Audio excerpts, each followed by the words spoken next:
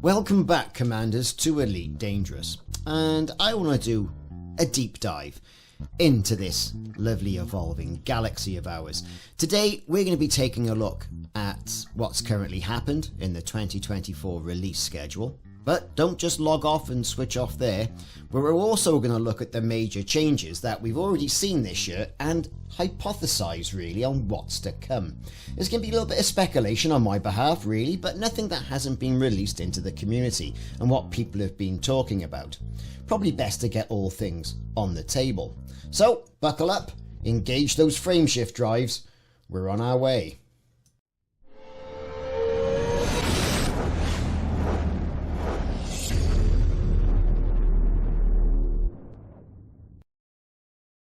Let's first start off by saying that where has the year gone? It just seems like yesterday Frontier came on with their Frontier Unlocked, their monthly Elite Dangerous and other games stream, to turn around and say we're going to be releasing 4 new ships into Elite Dangerous and we're going to be looking at PowerPlay. Oh, and there's a new special feature we're working on, but we're not going to tell you towards later on in the year. Well, it's later on in the year and that announcement's going to be coming on October the 22nd / whenever, towards the end of October, whenever Frontier Unlocked releases their show. Of course, we've got Halloween knocking on around that sort of area as well, and Frontier are always famous for their holiday in-game events, whether that be a treasure hunt, a delivery mission, that sort of thing. There's always something, a little in-game narrative to follow around.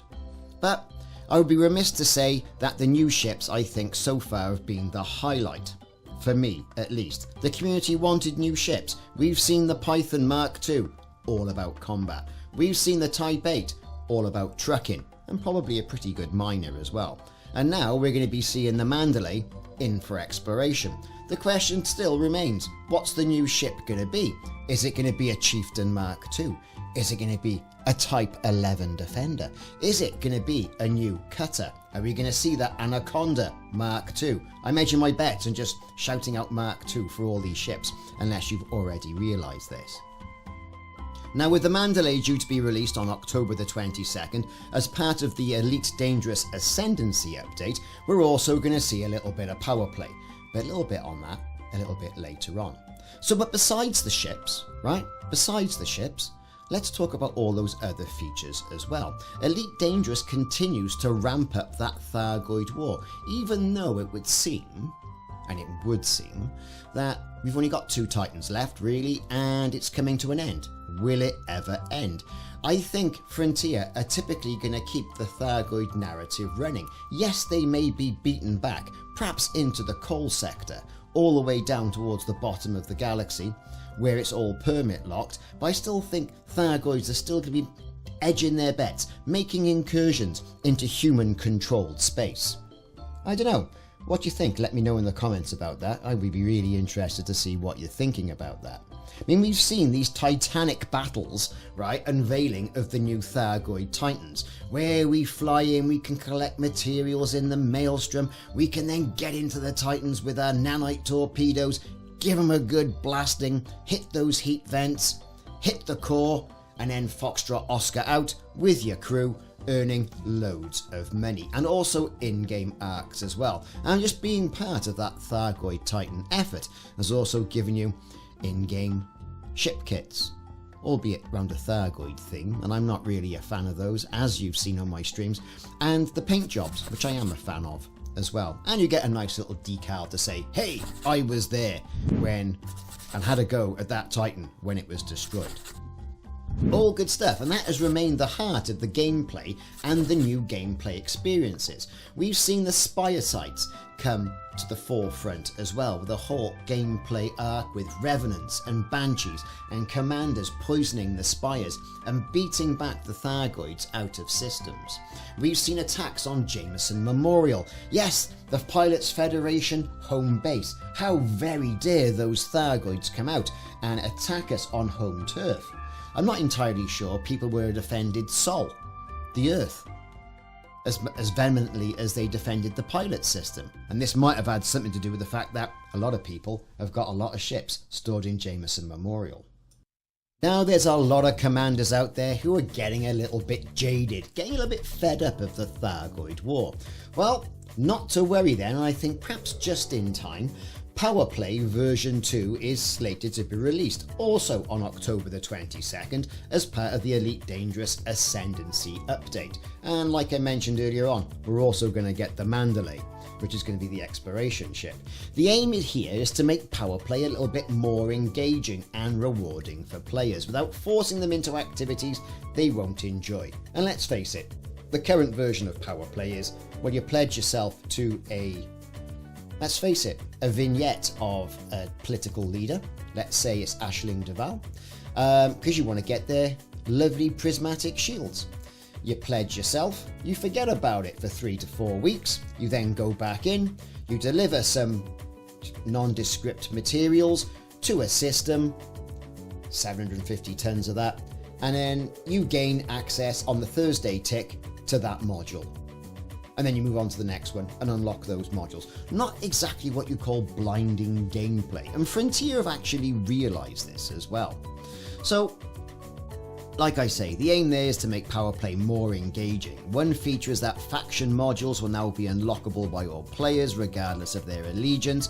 It'll just be probably in the order in which they get unlocked as well. And this is also going to make it easier for players to engage with PowerPlay without committing to like having that as part of the main part of gameplay. Yes, it's going to have a good effect on the galaxy. On foot missions are obviously going to influence how that power's influence are going to spread across the galaxy, as opposed to at the moment not really having much to do with it at all whatsoever.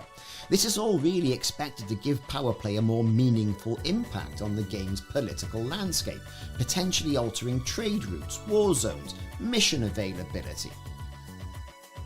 But that's all well and good. But if PowerPlay isn't your thing, you just remain unaligned and carry on your merry way. The questions we have here are, though, yes, we know there's going to be a new alliance power. What about the Thargoids? Are the Thargoids going to be a power? Is that human engineered Thargoid hybrid going to be part of this? In coming narratives? We really just don't know, do we? We really just don't know. But apparently the new person who's coming in is going to be on the Alliance side, and that's going to be the new faction power as well. Will we get new modules? That's what people are interested about. Will we get new modules, and how will we be able to engineer them to give us that edge, whether that's in PvE or PvP gameplay? And how laborious is it going to be? So, time for a little bit of tinfoil hat hypothesis now on what the future features could be for Elite Dangerous. We've seen the Titans turn up in the Titan gameplay, like I've mentioned, the Spire sites. We've seen them evolve from, the Thargoid Matrix, Barnacle Matrix sites. We've seen all that happen. We've seen attacks, we've seen AX conflict zones, we've seen base defenses, all around that AX narrative. But what people have been really, probably top 10 of their list, has been ship interiors. It's been a long requested feature, and I've got a video on YouTube all about it, and how we can imagine what those ship interiors look like. We've also got a video on why it could be important and why it couldn't be. All that is by the by. But let's face it, how much gameplay is that actually going to give people? I mean, imagine being able to walk inside your ship, customizing interior decorative features, your captain's quarters, having a rummage around that cargo hold. It's going to lead to an extra bit of gameplay as well, and one perhaps a lot of people are saying the Cobra engine, which is what Elite Dangerous is based on, is not really up to do. I don't know. This feature would, I think, open up a wave of exploration, allowing players to scout around their own ship, have a good rummage around, a little bit of role playing, managing your ship systems on foot, even a little bit of ship internal combat if pirates they want to come and mug you off, right? The next thing, atmospheric or Earth-like worlds. So the Mandalay, they've mentioned, is going to be good for zipping around in what they call on planets. And they said atmospheres. It's going to be really nimble, really agile. Did they tip their hand there? I don't know. In my experience, Frontier never say anything that they don't really mean. especially in press releases. We've already seen the planetary landings, but let's face it, it's hardly the good old Armstrong moment that was touted when getting out and walking around in Odyssey was going to be allowing players to do. I mean, let's face it, this would open up a new wave of exploration, especially exobiology as well, allowing players to scout around alien flora and fauna, not just the occasional rock, geyser, mushroom and blade of grass that we've currently got. Would there also be animals? And would this then lead to us potentially establishing planetary outposts? We've also got that option then of base building. I think this would be a really good quick win, and it could be done several ways. Now strap in, here we go. Yes, you've got that module base building, and in the game we've also got the base or building schematics that we've been picking up on foot in Odyssey. We've had vehicle schematics, we've had suit schematic, weapon schematics, but we've also had building schematics. Well, so far they're not being used in-game. Has Frontier tipped their hand right from the beginning of releasing Odyssey that base building is going to be a thing? This could involve commanders establishing their own outposts for mining facilities, research stations, manufacturing, military outposts. This would add another economic and strategic layer to the game, particularly for those who are really invested in exploration or factional warfare, which would then lead itself very nicely into the PowerPlay version 2 evolution that we're getting this October in Elite Dangerous Ascension. So yes, you could build the bases up very modular, but what about the fleet carriers? That's your mobile command base. Slightly customizable with your landing pad color, the color of your ship, the layout of the ship, whether you want it in victory or trade or just bog standard configuration. And you can jump it 500 light years. But what if you could land it and your fleet carrier would become the mobile base? You've got your landing pads, you've got your barman, you've got your Visagenomics, you've got your shop, and you've got your ship. All you need to do is stick some landing gear on that fleet carrier and make it able to land on a planet. And all of a sudden, you've got a base. All of a sudden, you've got a base baked in using in-game assets. Now, how all that would be tracked would be a logistic nightmare. I'm not here to discuss that. I'm just here to get the old tinfoil out and see how it's going. But that would be a way, a great way, I think, of bringing base building or commander settlements into the game. Anyway, moving on. Look at the SRV. So the SRV, yeah, brilliant. We've had the new Scorpion, we've had the Scarab, that we've had in game for ages. That's had its cargo increased to 4 tons. The Scarab comes out with a honking great big missile launcher, and let's face it, a fairly useless gun on it. 2-person on the Scorpion. Lovely, so you and your crew can come around and attempt to shoot things down. And it's a very more militarized SRV. However, we need more engineering on these things. What if we want more pips to the engines? Bigger engines in the SRV? Take out those wheels, put on the tracks. What about a roof rack? What about a trailer so you can carry more gear? What about the ability to scan for exobiology from within the SRV? All these things would add a little bit more, right? And bring other aspects of the game like exobiology and that exploration more to the forefront of Elite Dangerous, which is kind of what its mantra is. Combat, explore, mining, meh, take that or leave it, bit of trade. What about SRV specific missions? I'm not talking about rolling into a base and not having your backside handed to you because all those turrets have had a go. I'm talking about explore via an SRV. You can't get there by ship, nowhere to land. You've got to go in SRV and on foot style. The options are really limitless for that and only down to what Frontier can actually think about. Now, EVA gameplay. Extravehicular activity or spacewalking in Elite Dangerous. That would really bring it a bit closer to the rest of the space simulation games that are currently on the market. And by that, you know, they've already got the on-foot aspect that came in via Odyssey. Star Citizen, I would be remiss to not mention Star Citizen in its EVA gameplay aspect.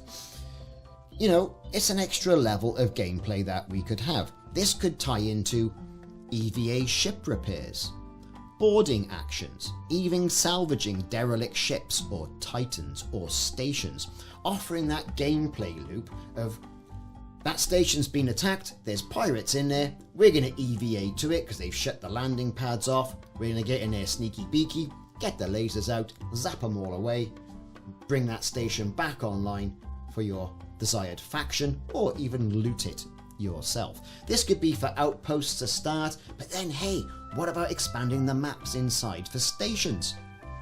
All this could be a great way of having a more hands-on mechanic, sort of like gameplay aspect of using EVA in Elite Dangerous. Either way, with PowerPlay version 2 and the new touch ships like the Mandalay, the Type 8 we've already had, the Elite Dangerous roadmap for 2024 certainly has been consistent, should we say. What are we going to see for 2025 and 3311? As we look ahead and we speculate about what this could be, whether it be ship interiors, atmospheric worlds and base building, for example, only Frontier really know what's in store for us. Well, only a couple of weeks to wait to see what this announcement's going to be. So what are the announcements going to be for next year? More of the same? I would certainly welcome it. Anyway, thanks for watching, Commanders. Fly safe. I'll see you in the black. See you on the streams. See you on the videos on YouTube. Like and subscribe if you haven't already done so. And I will see you soon.